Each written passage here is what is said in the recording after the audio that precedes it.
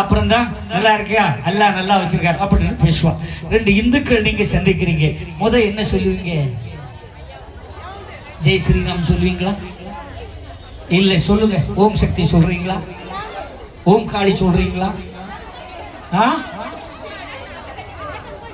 ஏன் நமக்கு சாமியே இல்லையா? ஏதாவது ஒரு சாமி நாமத்தை சொல்லலாம் இல்ல? ஒண்ணுமே சொல்ல மாட்டோமா? ஆண்டவனே இப்ப சொல்லுங்க, ஓம் சக்தி. பராசக்தி சொல்லுங்க. ஓம் சக்தி. சத்தமா சொல்லுங்க, ஓம் சக்தி. இன்னும் சத்தமா, ஓம் சக்தி. அதான் வரும்போது விளக்கு பூஜையில நடத்துறீங்க, ஆனா அந்த சவுண்டு காதுக்கே கேட்கல. நான் அதுல இருந்து தான் சாப்பிட்டு, நீங்க அங்கிட்டு இருந்து தான் சொல்றீங்க, நான் என் காதுக்கே கேட்கல. அப்பவே நினைச்சா அவர்கிட்ட, உங்க ஊர் பொம்பளையெல்லாம் ரொம்ப நல்லவங்க ஐயா, நீங்க எல்லாம் கொடுத்து வச்சவங்க ஐயா. ஏன்னா இப்படி அமைதியான பொம்பளைக்கு புருஷனா வந்த நீங்க எல்லாம் நீடூழி வாழ்க.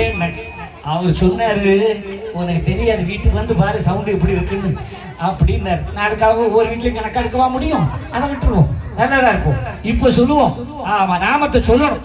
இனிமேல தொலைபேசி போன் எல்லாம் வந்தா சொல்லணும், கந்தவேல் முருகனுக்கு, செந்தில்வேல் முருகனுக்கு. நம்பேரி நம்ம பக்கம் தான் இருக்கு, அது எப்படி போவோம்? இப்ப சொல்லு, ஐயா வந்து